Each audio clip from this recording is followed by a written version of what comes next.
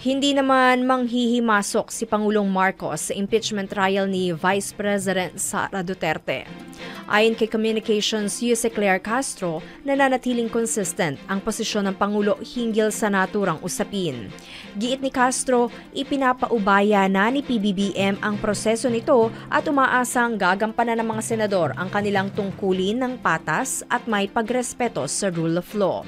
Ang tanging hiling-an niya ng presidente ay pagsilbihan ng Senado hindi lamang ang isang partikular na individual kundi ang lahat ng taong bayan. Nais naman ni Senate President Chis Escudero na mapanatili ang kasalukuyang panuntunan sa impeachment trial laban kay Vice President Sara Duterte. Ito'y para maiwasan na maakusahan anya ang Senado at ang institusyon na may pinapaboran. Ayon kay Escudero, imumungkahin niya sa impeachment court na wag nang baguhin ang rules at kung may pagbabago man, ipatupad na lamang ito sa mga susunod na impeachment case.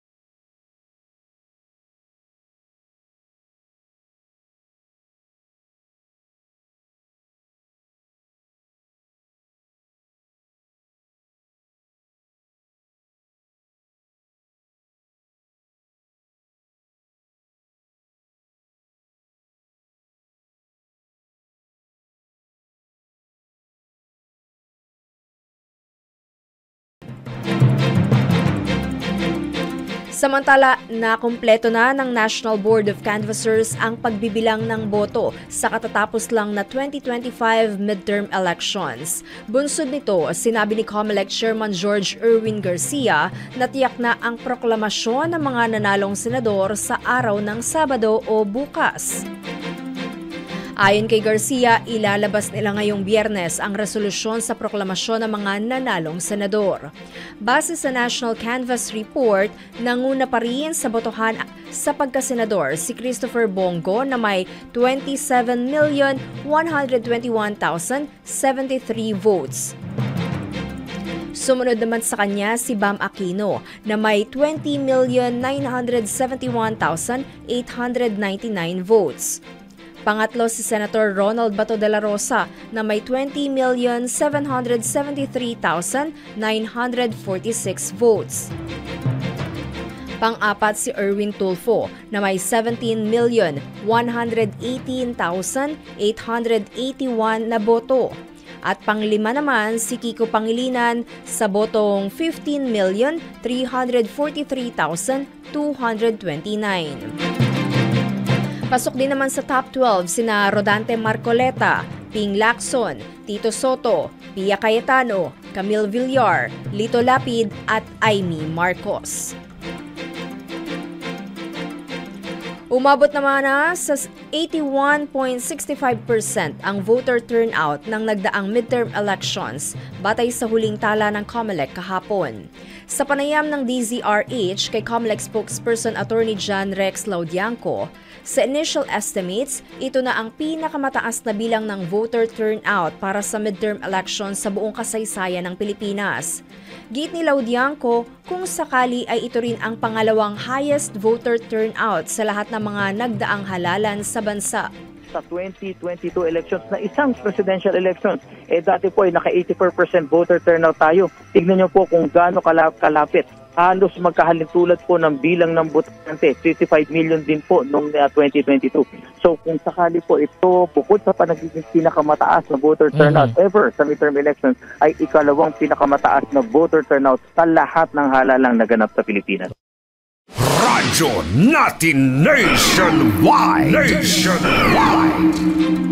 13 minutes after 7 in the morning, ang oras natin sa buong Pilipinas, pinagpapaliwanag ng Parish Pastoral Council for Responsible Voting o PPCRV ang COMELEC kung bakit may mga presintong nakapagtala ng mas maraming mga balota kaysa sa aktwal na bilang ng mga botante. Partikular itong naiulat mula sa mga presinto sa lungsod ng Zamboanga at Dumaguete. Ayon sa PPCRV, batay sa datos ng COMELEC website, ay mayroong 919 na balota ang pumasok mula sa clustered precincts sa Lamisahan, Zamboanga. Gayong 768 lamang ang bumoto mula sa 992 registered voters. Dinipensahan naman ito ng COMELEC at iginiit na mislabeled lamang ang naturang datos. Paliwanag ng poll body, ito ay programang related discrepancy lamang at hindi maituturing na fraud o manipulation.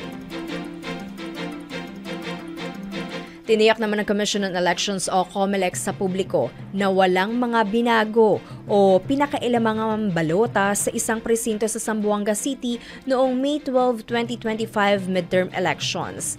Kasunod ito ng mga ulat ng ballot discrepancy sa lungsod kung saan 919 na balota ang napaulat sa kabila ng 768 na botante lamang ang bumoto.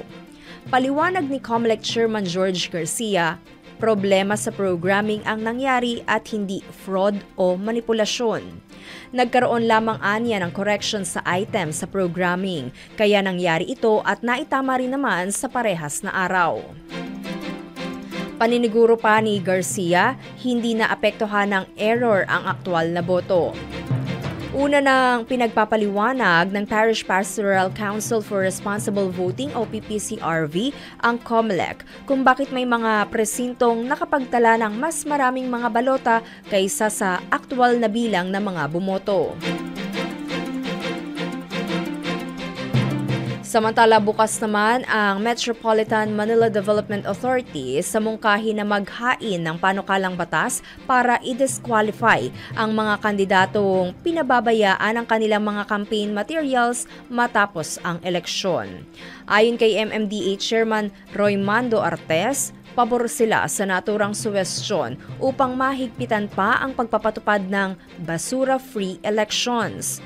Sabi ni Artes, kahit ang mga natalong kandidato ay sakop ng disqualification sakaling tumakbo muli sila sa susunod na eleksyon. Hanggang nitong Miyerkules, nakalikom ng higit 11 na tonelada ng campaign materials kabilang ang posters at tarpaulins ang MMDA na kanila namang ire-recycle, katuwang ang BJMP, Ecoist Coalition at Tahanang Walang Hagdan. Nasa 12 truckloads naman na ng campaign materials ang nakolekta sa Maynila ilang araw matapos ang halalan.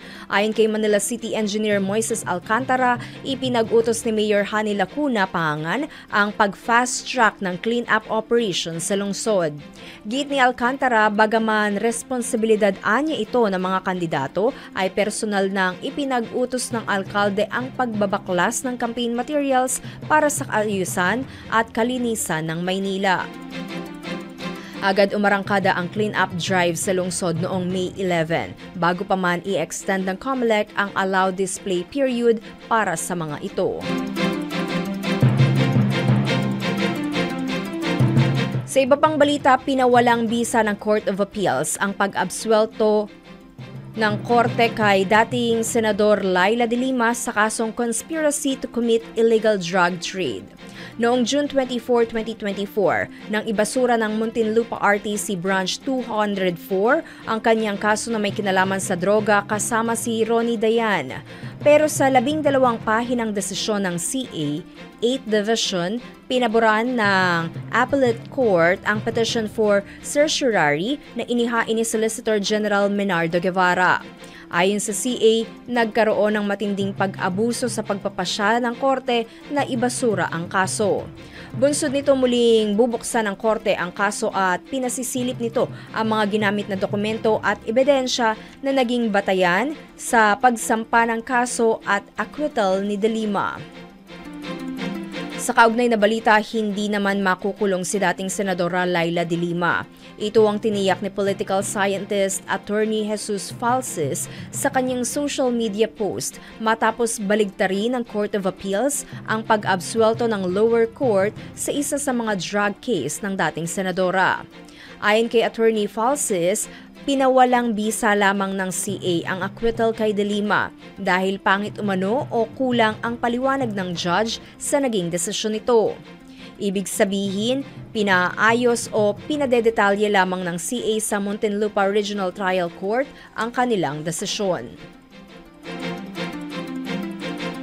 Oras natin sa buong Pilipinas, 19 minutes after 7 in the morning. Antabayanan pa ang ibang balita sa lokal at nasyonal sa pagbabalik ng radyo natin nationwide. This time check is brought to you by ACS Manufacturing Corporation, ISO certified, maker of world-class quality Pride detergent. Radio natin nationwide. This time check is brought to you by ACS Manufacturing Corporation, ISO certified, maker of world-class quality Pride detergent. Radio natin nationwide. Champion Detergent para less time sa labada, more time sa pamilya. Radio natin nationwide. Champion Detergent para less time sa labada, more time sa pamilya. At kung nagustuhan nyo ang napakinggan yung kanta, mga misis, mas masarap sa tenga ang tunog ng malinis na hugasin. Yung kapag kinuskus mo ng daliri, alam mong walang bahid. Kasi yung tunog...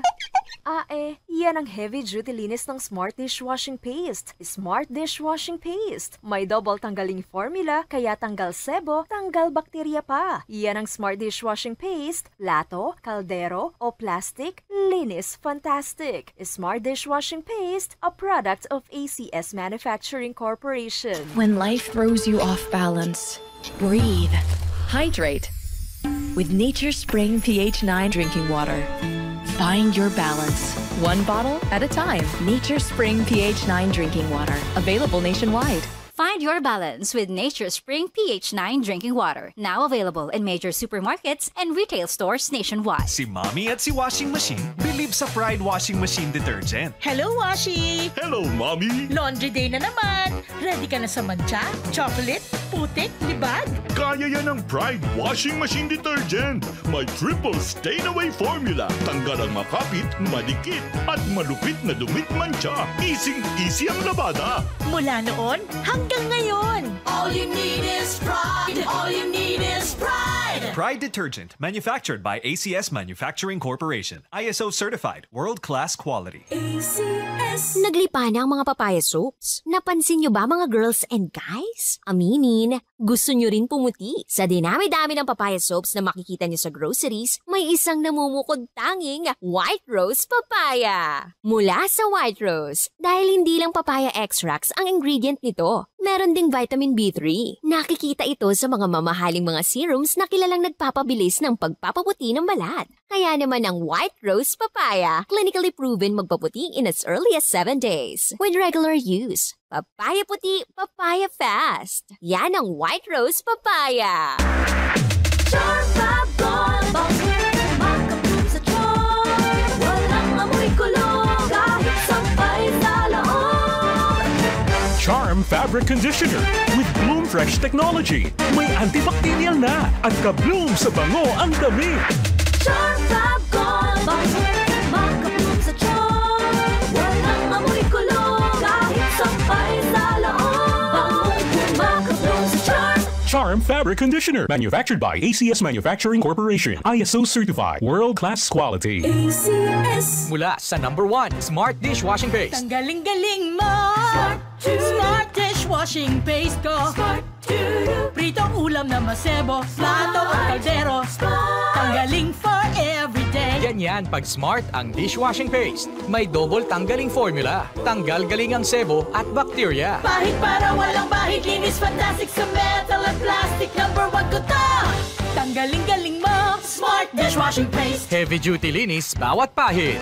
Smart Dishwashing Paste, manufactured by ACS Manufacturing Corporation. ISO certified, world-class quality. ACS. Star Wax, Star Wax, Wax. Star Wax, Star Wax, Wax. Always remember, sa paglinis, pakintabin ang sahig. Mrs. Star Wax, Wax. Kitang na to the max. Star Wax, ang #1 floor wax. May waterproof formula. Buhusan man ang tubig, balikin tabang sahig. Star Wax, Wax. Kitang na to the max, max. Star Wax floor wax. Manufactured by ACS Manufacturing Corporation. ISO certified, world-class quality. ACS. Para di madaling masira ang ngipin ng pamilya, ngayon pa lang, Unique toothpaste for brushing every after kumain. dahil ang Unique toothpaste may Max Protect formula. Ngipin ay Max Alaga. Max Protectado pa.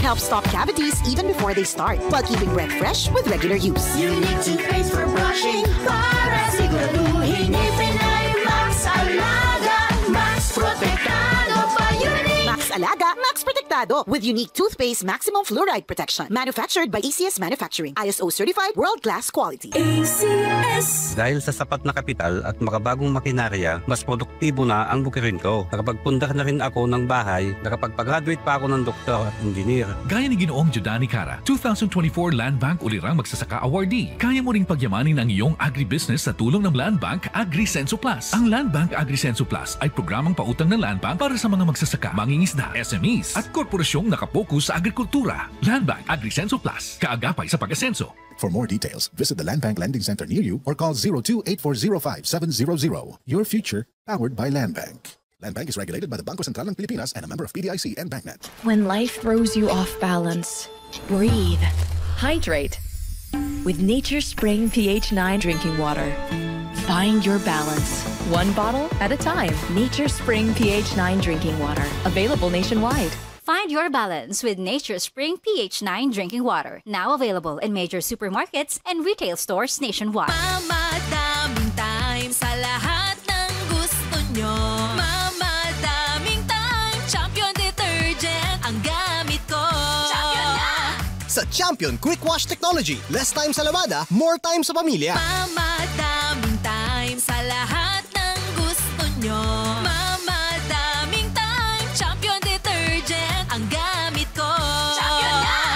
sa Champion Quick Wash Technology. Less time sa labada, more time sa pamilya.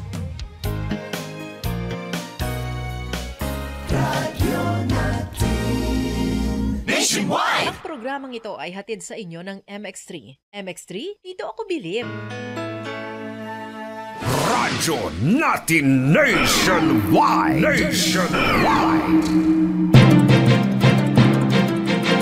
Radyo natin nationwide nagbabalik 26 minutes after 7 in the morning. Magandang umaga po sa mga nakatutok na sa atin via live streaming sa ating Facebook page na Radyo natin nationwide at sa iba't ibang lalawigan. Mula sa 90.9 Radyo natin Lawang, kauna-unahang online voting para sa mga OFW ng Amerika at Caribbean naging matagumpay. Para sa detalye ng balitang yan, ihatid sa atin ni Joy Balerete Acol. Tagumpay ang sinagawang kauna-unahang online voting para sa mga overseas Filipino workers o OFW dito sa Estados Unidos at Caribbean. Dahil dito opisyal na tinapos ng Embahada ng Pilipinas dito sa Washington DC ang 30 days na online voting na minarkahan ng isang makasaysayang hakbang tungo sa pagpapalawak ng tinatawag na electoral access para sa mga Filipino na nasa ibang bansa. Wala nang ipatupad ang pagboto sa ibayong dagat. Ito ay patuloy na nagbabago at ngungang taong 2004 ay personal na pumunta o pumupunta sa embahada para makaboto hanggang sa postal voting na tinatawag na isinagawa noong 2019. At ngayong taon 2025 ay isinagawa nga ang online voting para sa midterm election. Sa unang pagkakataon, maayos at ligtas na nakaboto ang mga rehistradong botante dito sa Amerika at Caribbean para sa mga senador at kinatawan ng mga party list organization. Samantala, LA, sa pagsasara ng 30 days na pagboto, nagpulong ang dalawang Special Boards of Elections o Inspectors ng Embahada para bilangin ang mga boto sa ilalim ng kanilang presinto. May kabuang 2016 na mga Pinoy ang bumoto online na kumakatawan sa humigit kumulang na 6% ng 31,000 rehistradong botante sa ibang bansa sa ilalim ng jurisdiksyon ng Embahada. Ayon pa kay Philippine Ambassador to the US, Ambassador Jose Manuel Romualdez, na ang matagumpay na pagboto ng mga Pinoy ay isang mahalagang hakbang sa patuloy na pagsisikap na ilapit hindi lamang ang mga serbisyo ng gobyerno, kundi pati na rin ang demokratikong proseso sa pagpili ng mga namumuno sa Pilipinas. Dagdag pa nito na ang online voting ay magandang tugon para sa mga hamong kinakaharap ng mga Pinoy na piniling magtrabaho sa ibang bansa para lamang maiangat ang kalidad ng kanilang pamumuhay at maihaon sa hirap ang kanilang pamilya. At iyan ang balita kaagapay ang Philippine Embassy dito sa Washington DC, USA. Ako naman si Joy Balerete Acol ng radyo natin 90.9 FM Lawang Northern Summer. Nag-uulat live para sa radyo natin nationwide, worldwide. Salamat Joy June. Patunay lamang yan na saan mang lupalop ng bansa naroon ang ating mga kababayan maaari nga po nating i-practice ang ating karapatan na bumoto. 29 minutes after 7 in the morning, sa pagpapatuloy ng balita, sinisi ng campaign manager ng Alyansa para sa Bagong Pilipinas ang inihaing impeachment case laban kay Vice President Sara Duterte sa pagkatalo ng maraming kandidato sa pagkasenador ng Administrasyong Marcos. Ayon kay Navotas City Representative Toby Tiangco, nagsimula ang unti-unting paghina ng alyansa noong ihain ang impeachment laban kay VP Sara. Kwento nito, Nobyembre pa lamang ay nakapag-survey na o nagpapasurvey na sila hanggang sa Mindanao at natatrack-anya nila kung gaano kalakas ang mga kandidato ng administrasyon. Pero simulaan niya ng ihain ang impeachment ay doon na nila nakita ang pagkakaisa sa mga taga Mindanao. Paglilinaw ni Tiangco, sa simula pa lang ay hindi na siya pabor at hindi rin siya pumirma sa impeachment. Nagpalabas naman ng warrant of arrest ang korte laban kay Attorney Harry Roque at Cassandra Ong bunsod ng kinakaharap na kasong human trafficking. Ito'y kaugnay ng umano'y pagkakasangkot ni Roque sa illegal na aktibidad ng Philippine Offshore Gaming Operator o POGO Hub na Lucky South 99 Corporation sa Porac, Pampanga. Inisyu ang warrant of arrest ng Angeles City RTC Branch 118 Si Roque ay matagal nang nasa The Hague, Netherlands. Una nitong kinumpirma na humihingi siya sa naturang bansa ng political asylum. Ilang beses nang itinanggi ni Roque na may kaugnayan siya sa Lucky South 99. Hindi rin umano totoo na mayroon siyang hindi maipaliwanag na yaman. Nanindigan naman si dating presidential spokesperson Attorney Harry Roque na walang basehan ang warrant of arrest na inisyu laban sa kanya ng Pampanga Regional Trial Court o RTC. Kaugnay ito ng kasong qualified human trafficking na inihain laban kay Roque dahil sa umano'y pagkakasangkot niya sa illegal na aktibidad sa isang pogo hub sa Porac, Pampanga. Naniniwala si Roque na ito'y malinaw na panggigipit dahil sa kanyang paniniwalang politikal at katapatan sa mga Duterte. Yan po talaga ay ebidensya ng paggigipit sa akin dahil gaya ng sinabi mo, paano naman magiging kriminal ang pagiging abogado. Pero yun lang po talaga, nabasa ko na po yung resolution ng piskal, ang tanging dahilan kaya daw ako nadawit ay ako daw po ay nag-follow up doon sa pending application ng isang legal na pogo ng mga panahon na yon. No? So sa akin po, wala po talagang basehan para ako'y kasuhan. Ang pagkakaso pong yan ay ebidensya na ako po'y ginigipit dahil sa aking paniniwalang politikal, dahil sa aking katapatan sa mga Duterte. Iginiit ni Roque na gagamitin niya ang naturang warrant of arrest sa kanyang pag-file ng asylum sa The Hague, Netherlands dahil patunay anya ito ng unjust prosecution. Itong pagsampa po nila ng kaso, pag-issue ng warrant of arrest, ito po lahat ay magiging ebidensya po sa aking asylum. Dahil yung tinatawag na unjust persecution o prosecution ay isang pamamagitan ng persecution na basihan talaga kung bakit ako nag-file ng asylum rito. So sa tingin ko ay mukhang garansyado na yung aking asylum dito sa Netherlands. Bagamat habang ito'y nakabinbin, ito naman yung garantiya na hindi ako pa pwedeng ma-extradite dyan sa Pilipinas. No? Dahil ang rule doon sa Convention on the Rights of Refugees and Asylum Seekers is habang nakabinbin yan, ay hindi ka ako pa pwedeng mapadeport doon sa bansa ko, no, na bansang Pilipinas. Humihirit naman ang kampo ni former President Duterte na diskwalipikahin ang dalawang hukom ng International Criminal Court o ICC Pre-Trial Chamber 1. Nais ng panig ni Duterte na tanggalan ng jurisdiksyon sa kaso sina Judge Maria del Socorro Flores Liera at Judge Reyne Adelaide Sophie Alapini Ganso. Sa pamamagitan anya nito ay matitiyak ang pagiging patas ng ICC judges, gayon din ang mas episyenteng paglilitis ng kaso. Sina Judge Liera at Alipini Ganso ay dating miyembro ng nakaraang chamber na nagpahintulot sa ICC na imbestigahan ng war on drugs ni FPRRD noon pang 2019. Hindi naman manghihimasok si Pangulong Marcos sa impeachment trial ni Vice President Sara Duterte. Ayon kay Communications USA Claire Castro, nananatiling consistent ang posisyon ng Pangulo hinggil sa naturang usapin. Giit ni Castro, ipinapaubaya na ni PBBM ang proseso nito at umaasang gagampanan ng mga senador ang kanilang tungkulin ng patas at may pagrespeto sa rule of law. Ang tanging hiling-an niya ng presidente ay pagsilbihan ng Senado hindi lamang ang isang partikular na individual kundi ang lahat ng taong bayan. Nais naman ni Senate President Chis Escudero na mapanatili ang kasalukuyang panuntunan sa impeachment trial laban kay Vice President Sara Duterte.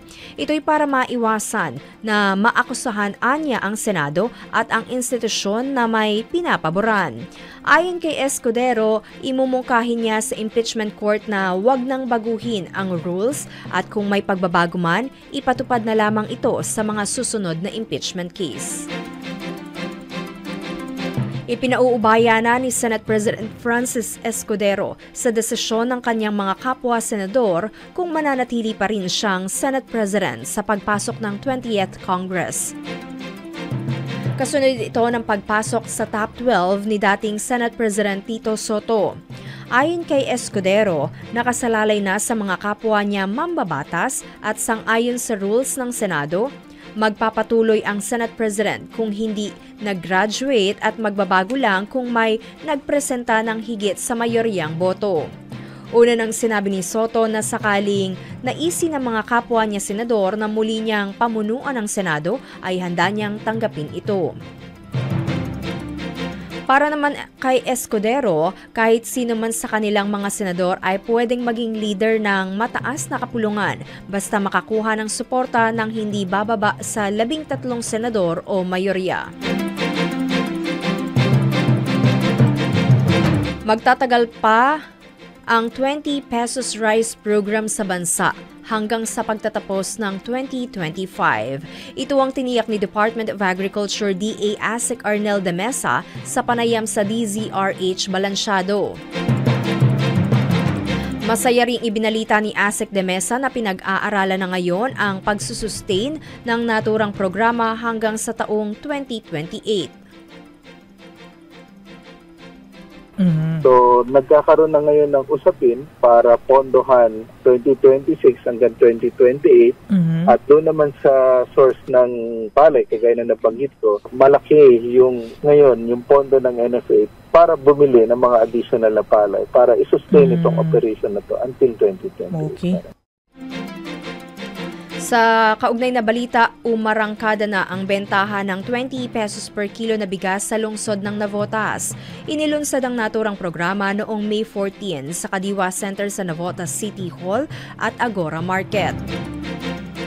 Ayon sa Navotas Public Information Office, nasa 75 sako ng bigas ang ipinadala ng Department of Agriculture para sa nasabing launching.